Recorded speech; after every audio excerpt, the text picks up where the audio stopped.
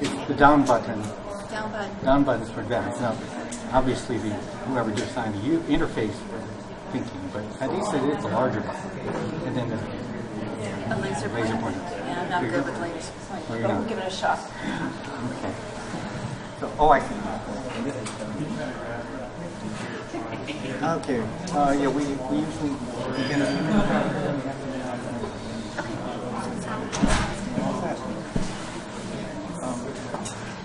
We usually leave the lights up unless. Oh.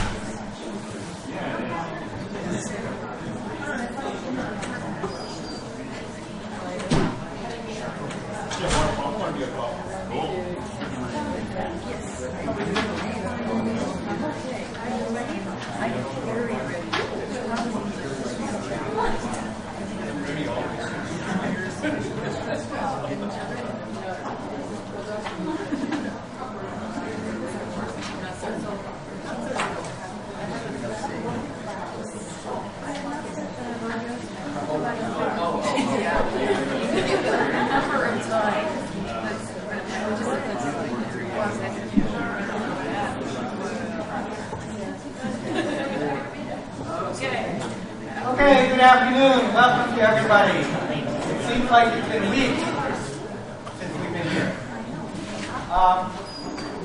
So next week, Thursday, is Thanksgiving. It's a very important American holiday where we think with gratitude on the many blessings of our lives. We get together and have a large meal that's not authentic to whatever it is. Anyway, one of those made-up holidays. So we will not be meeting next week on Thursday, but we will be meeting on December 3rd, Thursday. That we'll have the ENE 59 individual study presentation. So be there. Announcements from the Engineering Education Graduate Student Association and others. Anybody have announcements? Lee has announcements. So as frequently happens, directly following this event, ASCE is convening another event. We have a panel on how to instruct and otherwise educationally support international students in the American undergraduate environment. We have a panel with some experts in that and also some students that have gone through it. We have a lot of interesting perspectives. We have some great questions to ask them. We'll have snacks. It would be great if we could have an audience. So you have the speakers and the snacks. Yes, You just need an audience. I do need an audience. That would be fantastic. And it's directly following this in this room. Excellent. So you don't need to move. Snacks today for this seminar have been brought by Neela and Catherine. Thank you very much. Combination of healthy and unhealthy. That's good. Attendance sheet. Sign the attendance sheet even if you're not registered for the course, so we know where people are coming from. And there's a few more slots left for snacks if you'd like to bring snacks on the 3rd or on the 10th of December. Today's talk is being broadcast, and it is my pleasure to introduce Mary Besterfield-Sacre. She is an associate professor in the Fulton Noss Faculty Fellow in Industrial Engineering at the University of Pittsburgh. She's also the director of the Engineering Education Research Center in the School of Engineering at the University of Pittsburgh, and serves as a Center Associate for the Learning, Research, and Development Center. She has long been a major figure in engineering education research, so it's a great privilege to have her come visit us today and to present today on international experiences measuring the impact on global preparedness of undergraduate engineers. Please join me in welcoming Mary to our conference. So, first thing, I love how in the classroom you have all the tendency to have really good students up in the front. And the more that students start to become slackers, they move to the back. Look at this, look at the back row, I tell you. I'm getting away with saying that only because I love these people very much. And hopefully they'll still love me afterwards. But anyway, so yeah, I'm here. This is really cool. I did my master's degree. Hi. I did my master's degree at Purdue in industrial engineering, and I think I've been back once since then. And this is kind of a tendency of myself anyway. I'm kind of one of these people, once I move on.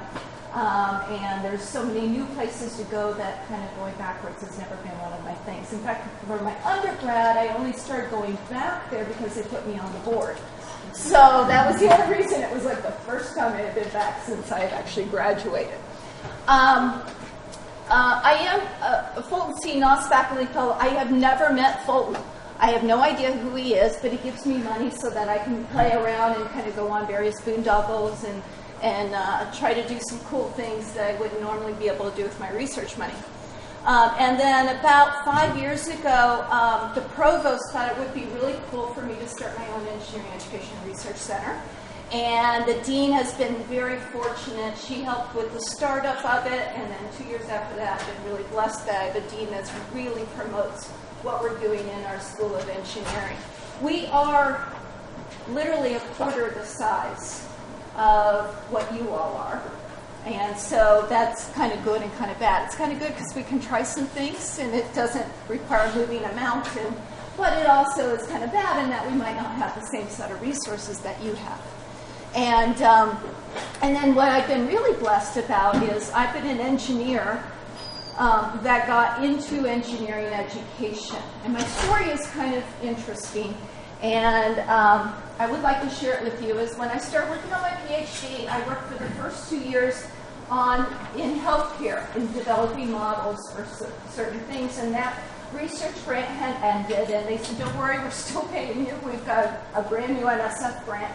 And I'm sitting down in a meeting, and they're talking about revising the freshman engineering program. Granted, this is 20 plus years ago. You're not supposed to know how old I am, but you will probably on the next slide. And I sat there and I'm like, what did I do wrong? why am I'm sitting here and there's like, full faculty and I know, and I dare not say anything to me because they're the faculty, I'm not supposed to say anything out loud to them. And I'm like, this is an education grant. This is not an engineering grant. I should not be doing this.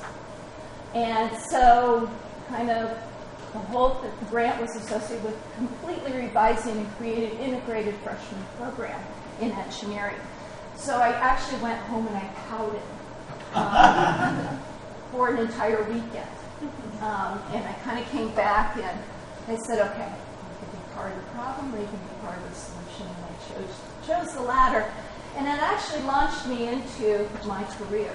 The crazy thing, a survey I developed actually landed me 4 job opportunities, 1 postdoc and 3 tenure faculty slots. I took one, went to Texas, really liked Texas, but after 3 years I realized that it wasn't the place for me to be.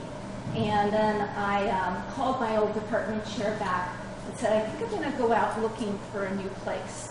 And he said, cool, here's the places I think would be right for your personality. And then he called me back 2 days later, says, hey, come back to Pitt. And I was like, hey, you don't hire your own. He goes, yeah, but you're out on your own. You've gotten grants. You're doing this. I think it's ready, so we can do this. So I've been back at Pitt ever since. Okay, so the down arrow, right? Yeah. Okay. So, this dates me. I've been doing this for 20 years.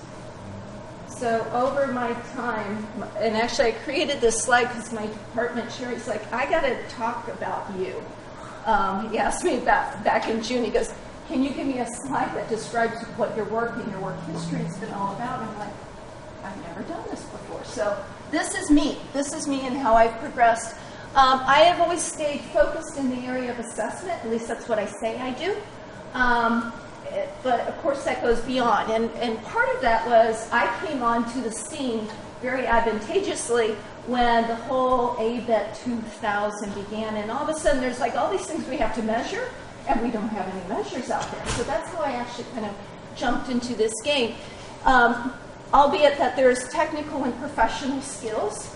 My colleague Larry Schumann and I wrote this paper on professional skills that really, we worked really hard because we thought those were just as important in many ways as the technical skills. We take the technical skills for granted because we're engineers. But the things that make us great engineers are the things that we can wrap around them. So I've worked in the area of teamwork, ethical reasoning. In terms of technical skills, we did a lot of work on knowledge integration, problem-solving modeling. Actually, I've worked with Heidi on the modeling aspects. In terms of design, innovation, entrepreneurship, I've worked with Natalie. In terms of design, I'm also now doing I was here yesterday talking with Shanae and her group, all on the area of innovation and design and how we go about doing that. I got my start in freshman attitudes based on the research grant. And part of that then, the LRDC, the people who are doing learning research grabbed me and pulled me across the street one day and said, hey, we really need to have you work with us because we got this huge grant. So I actually started looking at pipeline issues of K-12. Some of my favorite stuff has really been something that I'm calling landscape analysis, only because I'm sure there's a proper word for it, but this is what I'm calling it. I love doing cross-institutional studies, because sometimes we have in engineering all these things that are going on, yet we really don't know what's going on. And there's differences across the institutions that really impact the outcomes. So I got my start with freshman attitudes. It was my first grant. In that when I went to University of Texas, El Paso, I got this RFP from the Engineering Information Foundation. They wanted to look at differences in gender and minorities in freshmen. I'm like, I can do that. I wrote a grant, boom, within a month I had my first grant. So it was a cool thing. Then I wrote another one. But part of that was doing cross-institutional study with freshman engineering attitudes, and we looked at a lot of differences between what we were seeing as far as females going into engineering versus males going into engineering. And there were striking differences in some of the institutions. So we had to kind of take that into play when we looked at this. I've done some work with, and Natalie's not here, but we did some work on looking at innovation and entrepreneurship. That's just a big can of worms. And just defining it across different institutions has been very difficult. So we've wrapped up some work that we've been doing there and have a couple of papers coming out that are based on looking and talking with faculty and engineering students in terms of what they perceive as being entrepreneurship. What I'm going to talk about today is something I really love, and it's global competency or global preparedness.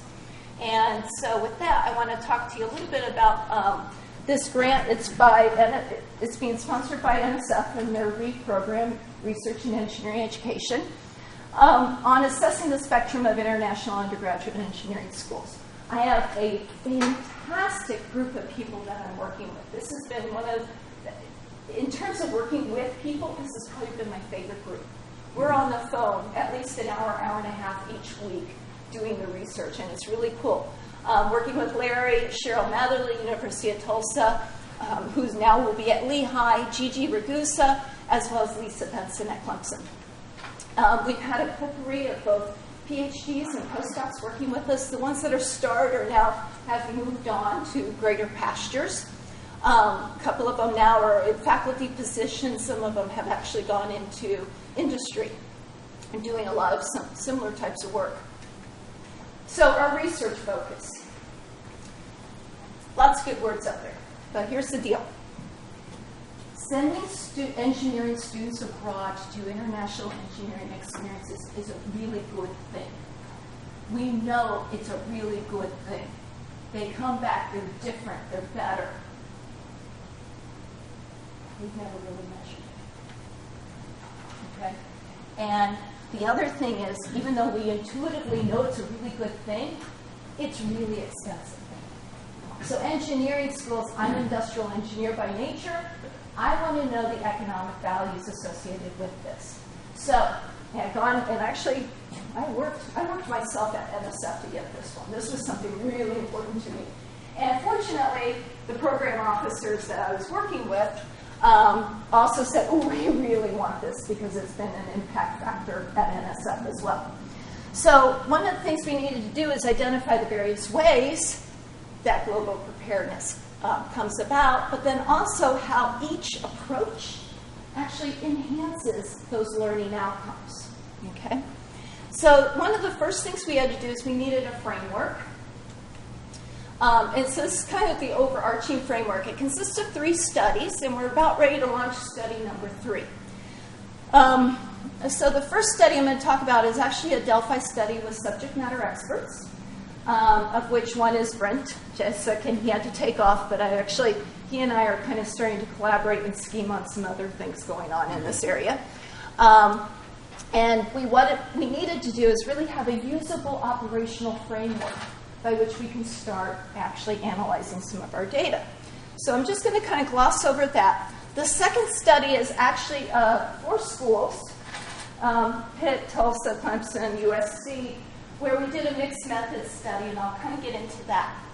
And then the third school study is actually a large 15-school, actually, I think it'll end up being 16 schools, using a single instrument. So, and we actually already have some information and want to kind of share a little bit with you all today.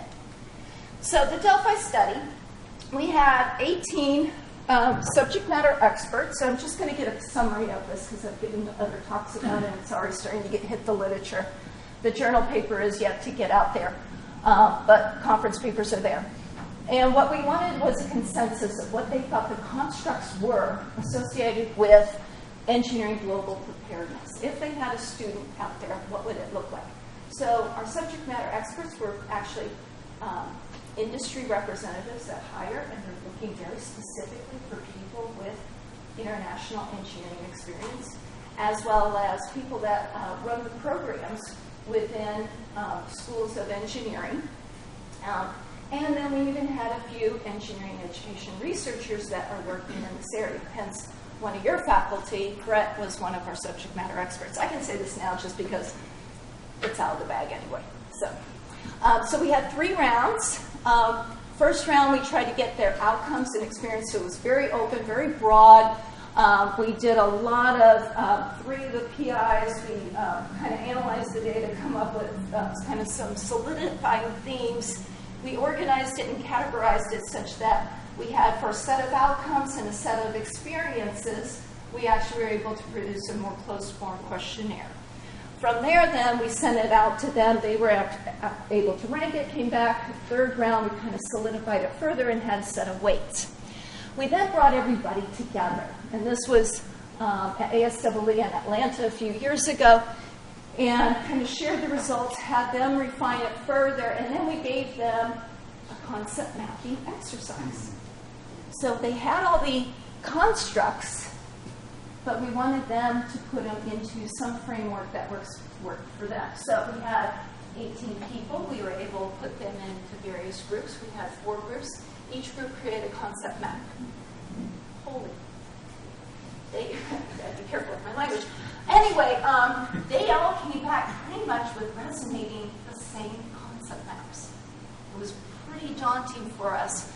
And so what we then did is we kind of created the one concept map, sent it out to them again for their final agreement changes and moved around. But it was a very easy task to go from this summit mapping exercise to our final model. So before I show you the final model, actually I'll show you the final model and I'll come back to this. So this was kind of our final model. There are 4 primary areas: personal and professional qualities, international contextual knowledge, cross-cultural communication skills, strategies, and inside of all of it is engineering global preparedness. Okay, now I get to go backwards.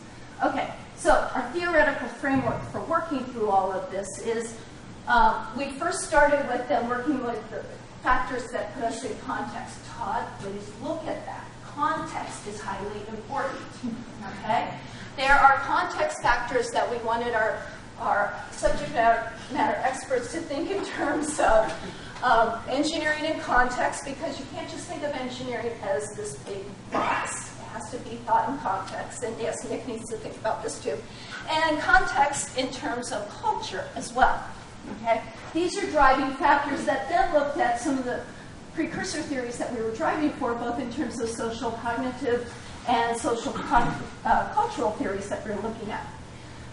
From there, then, we started to think with the subject matter experts, the various mediating factors and experiences. So some of them are formal and informal pedagogical practices that occur in international experiences, professional practice and application. And these are kind of wrapped in both competencies of global competencies as well as engineering abilities.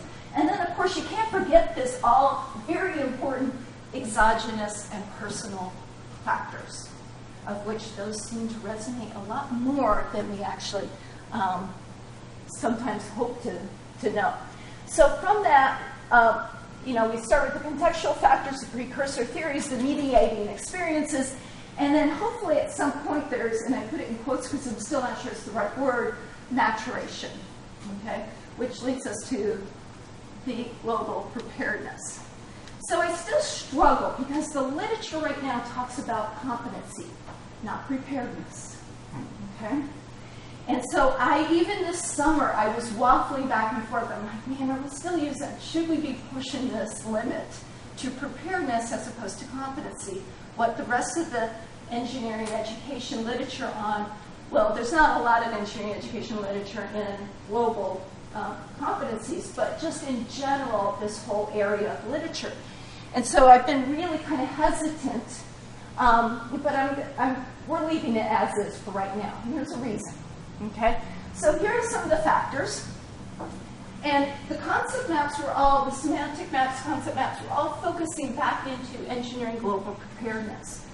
So it includes the foundational knowledge, the differences in engineering ethical standards across different communities, how technology is being used, technical business practices that might differ as you matriculate to another country, how one's career is actually impacted going into this global engineering, how students go about engaging in problem solving, or how other countries go about engaging in problem solving, okay? As well as just an awareness of those local regional standards. Okay, there's a star on this slide. So I just want to kind of come back to that as being something to think about. Okay, we have a working definition. It's a working definition. I would not be at all surprised if we don't change it. Where I came with the global preparedness was on a Sunday morning. I was working on a conference paper and I needed a good definition. And this is what we started out with. We haven't changed it yet, but I'm still not sure it's the right definition. So, how am I doing so far? Good. Second study, 4 schools, mixed methods. We wanted to look at impact, okay? So we have a quantitative instrument that we used. We had a qualitative. We looked at both freshmen and seniors, okay? At our 4 schools, we had an instrument that was kind of meaty. It included the experiences, the background knowledge. We used both the Engineering Global Preparedness Index as well as the Global Perspectives Inventory. Okay? And getting to those instruments, in fact, Brent and I were talking about it before I came in there, because how many instruments did you really look at? These are, we never proposed these 2 specifically. We had EGPI in there, but we actually had other instruments. And as we started engaging in the literature more and more, and actually me working with some of the authors of these instruments, I was like, ooh, I'm not sure this is the right instrument after all. So we actually came to EGPI and GPI even post-award. Okay? Just so you know, I'm not perfect when I write the proposals, but I do try to make sure I get the right stuff when we move forward. For those students that scored high, okay, and high relative, they seem to have high measures, high ratings for their things. We actually started to do one-on-one interviews with them to get a little bit more at some of these. I want to focus a little on the qualitative because it has another star point. So, and I will talk about the quantitative in a minute. So the qualitative. This was our initial theoretical framework. I like pictures, Janae. So we have motivational pre-attitudes. This is based on the literature. We do know some of this, their background. They engage in those experiences, how those motivations and experiences either helps determine the experience I'm going to take, or as a result of that experience, my motivations and perspectives change. Okay? As a result of the experience and the various constructs, so, how engaged it was with the curricular, what kind of engineering background did I need to have, what the duration, what the comfort zone of that experience actually also is part of what that makes up that experience. So that actually then drives us towards what kind of outcomes or attributes were the result of that engineering education international experience. And also, I've got this thing, reflection, which I know it's messy. I've got a prettier slide that comes up later. That reflection comes up as, is it a result, or was it part of the experience? Some engineering international experiences actually have reflective components built into the programmatic issues or programmatic structures. Some educational experiences don't have a reflection component, and so it makes a really big difference. Okay? So we got undergraduate student interview data, and we wanted to kind of look at some initial exploring emerging themes that were coming out of it. Our two primary research questions were how do students' motivation to travel, their reflectiveness, and their social risk-taking contribute to their preparedness? Okay, it's pretty loaded, I know. All right. And then what do they perceive as being that most meaningful aspect of the experience? So in creating our protocol, King had done something similar in nature, not specific to engineering, but it was really fortunate because it was coming out about the same time. And we had been studying, I had been looking at his work for a little bit of it.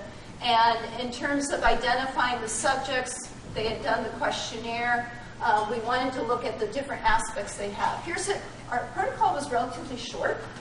They were only supposed to be like half-hour interviews. We have some students where the transcript was an hour and a half long. These people were like, I mean, once they got into it, you couldn't get them to shut up. Okay? We asked them some warm-up questions, some experiences, outcomes, really to get them engaged in it. And then from the survey, though, we did also have their profiles. So we had a lot of their background information already. This is an initial sample. Okay, so I've got some of the work here, and I'll explain.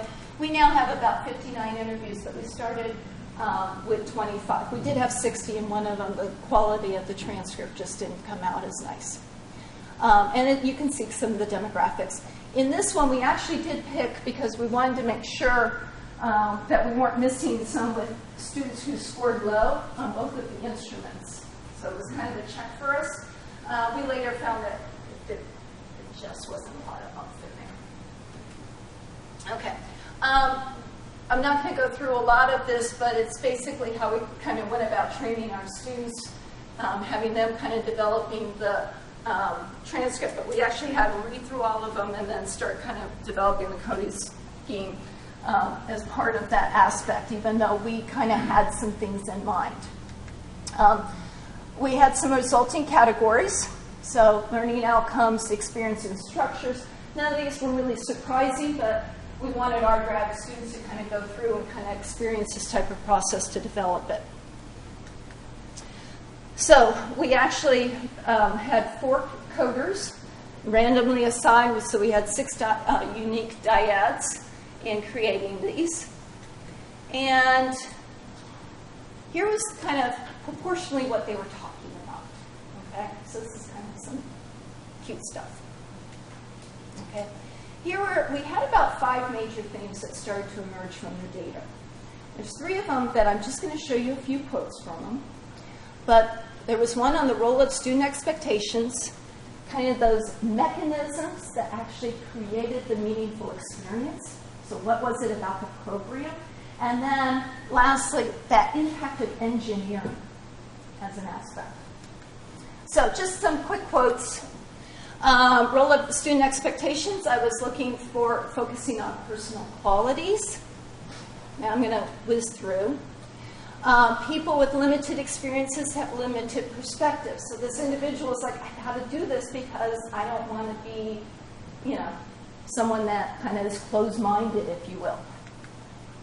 I want to help people who spend most of their time just trying to meet basic needs. And then I wanted to do this because I needed to reinforce this is actually what I wanted to do perhaps for my career. So mechanisms. We have a lot of students talked about they needed to have solo immersion. They wanted to go out and do this on their own. Okay? Interaction with the local culture, making sure it was authentic. Not that I am going to, say, Australia, and I'm going to hang out with all the other U.S. students in the dorm, and we're all going to take the same classes together. Okay? They wanted it to be part of, really being part of that culture. Duration, okay?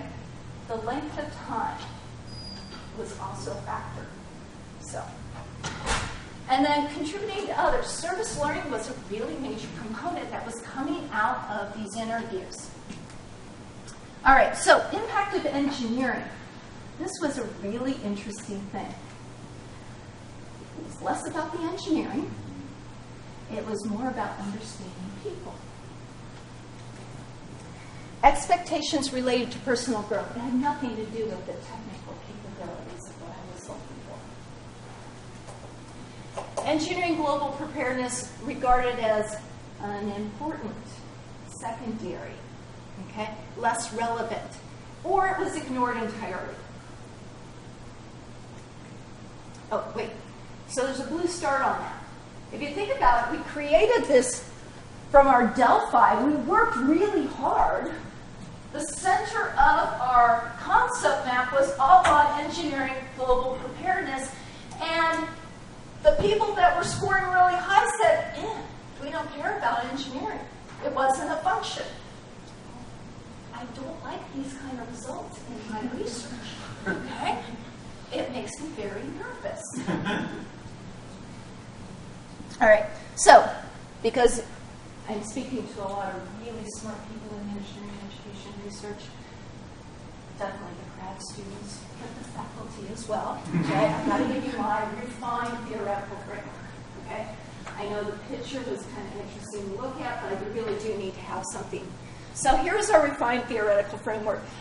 We're kind of adopting Prokowski's and De Clementi's trans-theoretical model of change for some of this work. Not entirely, but it was kind of a nice sounding board for us to put what we had on that fun schematic into actual, somebody else has already thought about it for us.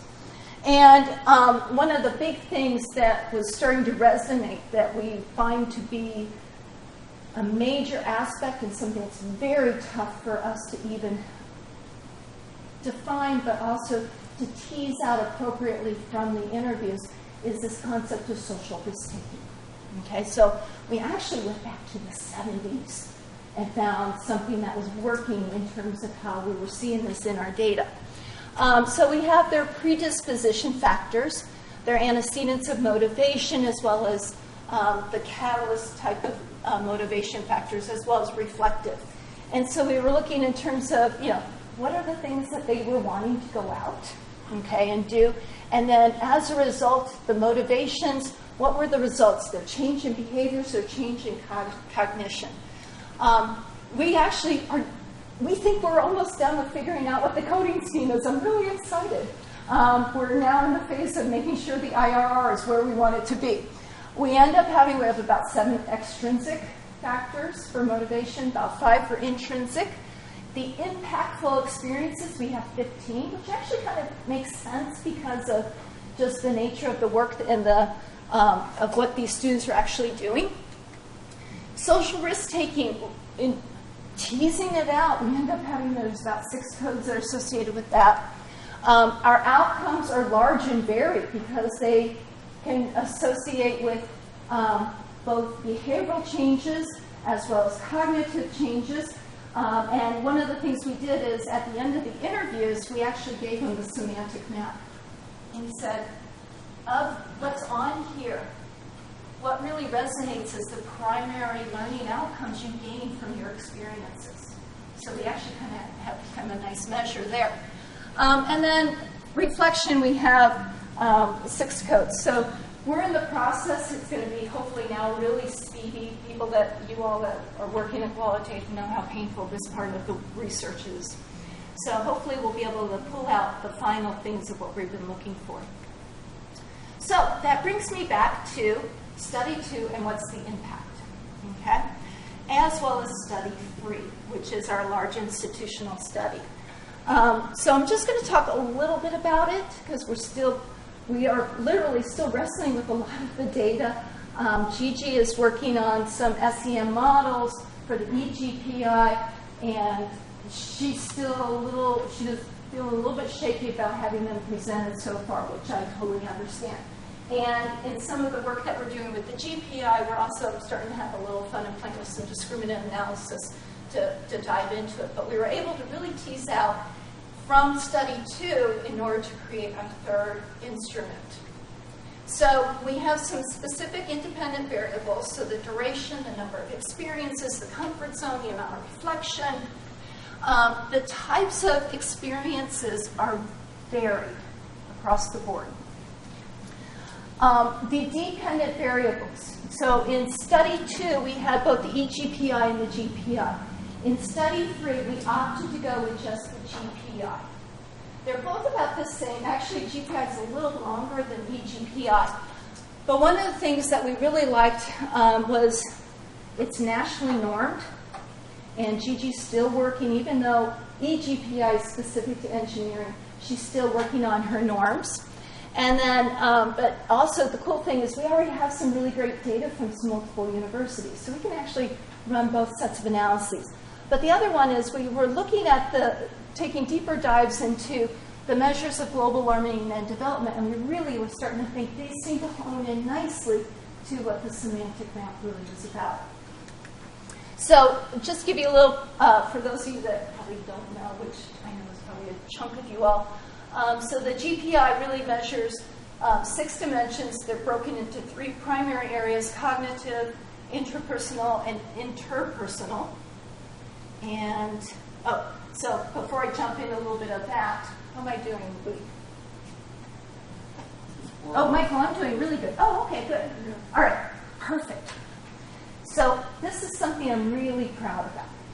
We took something that was like half an hour, and from study 2, got it down to 7 to 9 minutes. I am so proud of ours, of the work that we did. We really, from study 2, we really were able to hone in on those constructs that were most important for us to be measuring at a large scale. So we have about 7 items that are background. We have 3 educational. We have 35 GPI items. Okay, 3 of them are international. And then for the experiences, we have about 7 items, okay, that will measure, giving us aspects of their particular experiences. Through our pilot studies, and we did about 30 students, we got it down to 7 to 9 minutes. And they actually really did take the instrument, so this is good. Here are the schools that are going to be participating in January, and I'm so excited. Well, of course, it's Pitt, Clemson, USC, and Tulsa. And actually, we've already started collecting data at Pitt because of the way we set up our IRB. Michigan came to me 3 weeks ago and said, hey, are you guys still doing that study? I'm like, yeah, and they want to join. So we've got to get their IRBs all in place. The cool thing is we're taking about 200 students, about 110, 120 that are seniors with some type of international experience, engineering international experience, 30 seniors or 60 seniors without, and then we have 30 per institution of freshman baseline. And we do bribe the students, of course. They're going to get a gift certificate from Amazon to, take care of that 7 to 9 minutes. Okay. Now, the cool thing is MSU, Michigan State University, we've been working with them. They actually wanted to use identifiers with their data. So they're like, can we have the survey on our institution? I said, I don't have an issue with that. So they're running it, and then they will send us the data for the analysis without de-identified. I get a panicked phone call at 8:30 Monday morning this week. They launched it Sunday afternoon, and by Monday morning, it was done. I mean, it was amazing. I mean, people that do survey research usually are out like pinging people over and over and over again. And she started looking into the data, and she's like, this is real data. I mean, there's thoughtful answers across the board. So we're really excited. And we got a nice smorgasbord of the type of results we were looking for. So I'm hoping that once we launch for everybody in January, that this will go very quickly. Okay. So back to the GPI. Okay. The 6 constructs that we're kind of looking as outcome measures. And under cognitive, so the first one's knowing, so it's the degree of complexity of one's view of the importance of cultural context. Okay?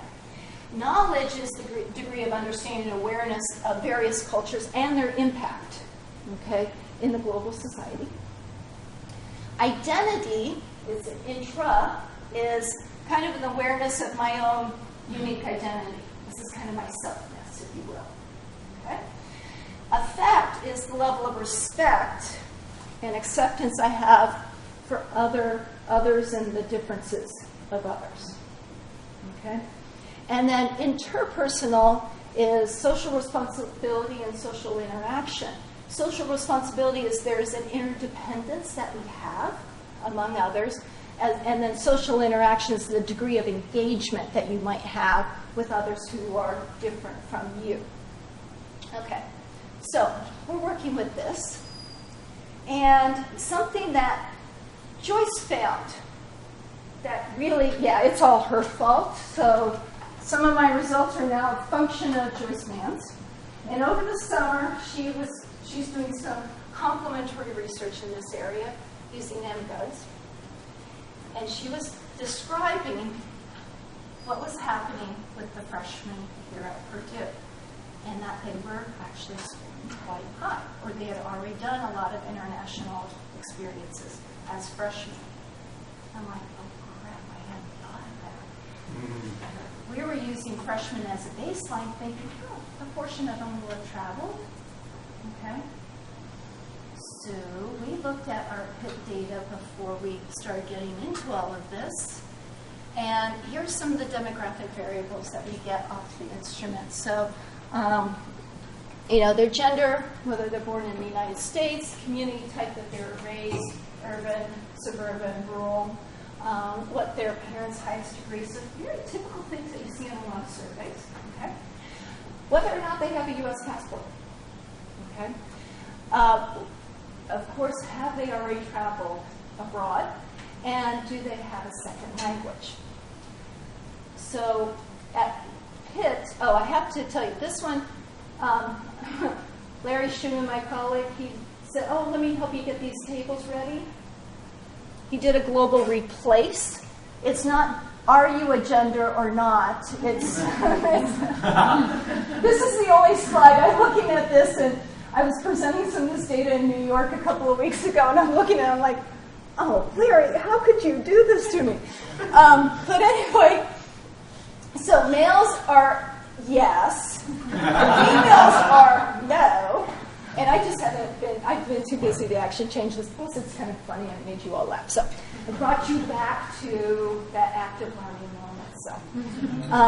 So if we look at it, our female engineers are walking in higher than the male counterparts.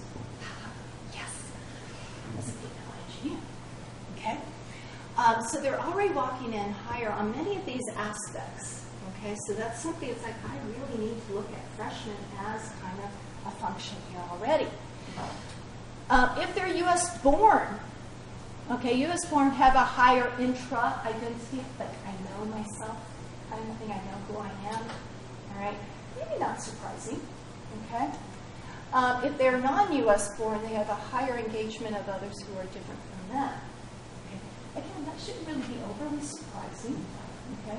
But it's definitely significant. And with our PIT data, we are sampling, we took advantage of, during their freshman orientation, they took the instrument, okay? Where were you raised, okay?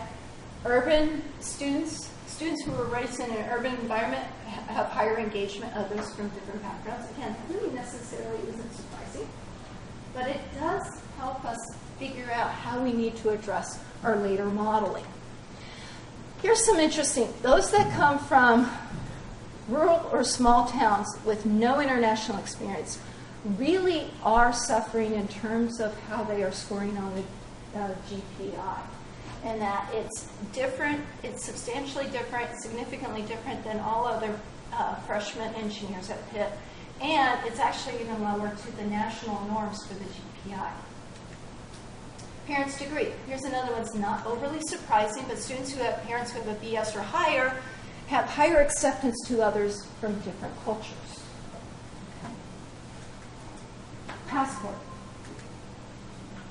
Passport holders have higher acceptance to other cultures, as well as have a higher degree of sensitivity, cultural sensitivity. Okay? Now, U.S. passport is kind of a surrogate measure for have you traveled already abroad. When we looked very specifically, of those who reported a travel-based experience, 90% of them had a current passport. So some of them might have traveled, but the passport was out of date, so it was different. But this is the killer here. A single international experience is significant over having no experience at all. So I'm already starting with a big chunk. And if you look at it, 63% of those that we've got, I mean, we still have about 75 students in freshman year that never, we didn't get. But we've got a big chunk of our incoming population. So I'm already dealing with 63% of my freshman engineers are walking in with an international experience. I know this to be true at Purdue, based on what Joyce says. I know it's true at BYU, because Greg Warnick is telling me we've already got that problem. I also know it's now true at MSU, because I've got Marianne Walker, so she saw this, she checked the data. Okay? So this raises an interesting question for us. Oh, and second language. So command of a second language increases your cultural sensitivity and your awareness. And the more you're immersed in that language, the higher and higher GPI score goes. Okay? So you might never have traveled, but I speak French fluently. You got a higher GPI score. So, let me go back to this. So what does this all mean for me, okay, in engaging in this final thing is, first thing I pointed out from the Delphi, that the subject matter experts say global preparedness, this thing in the middle, is really important, okay? And it really is all the integration of the engineering aspects as far as it's the one step beyond global competency. So where I kind of still waffling, I'm starting to now move back towards global preparedness really is the right measure that we're trying to get at, okay? Second, when we did our interviews with all these students that scored really high, they poo-pooed, if you will, the engineering aspect, okay? So I'm now kind of running a third study where I'm actually trying to quantitatively measure students who are already up here on their GPI, and I'm looking at seniors, and the differential that I might be looking at is actually very small. So I got to get a little bit more sexier with my data analysis than I initially had intended. Now, I've got 16 schools. I've got good data that I'm going to be working with. So I have no issues with that. And I also like these challenges, because I figure if I can surpass this, it also makes me kind of go back to the fact that my PhD focused primarily in industrial statistics. So I better kind of be able to show off that I can do something still. So the big takeaways with this then, and in talking with several people at a colloquium a couple of weeks ago, So we know we have a large number of students entering college that already have some global experience, and it really has impacted their scores on a number of different levels. It's a cool thing, first of all. Second of all, it's kind of the sort of thing where your international program offices start getting a little squeamish. It's like,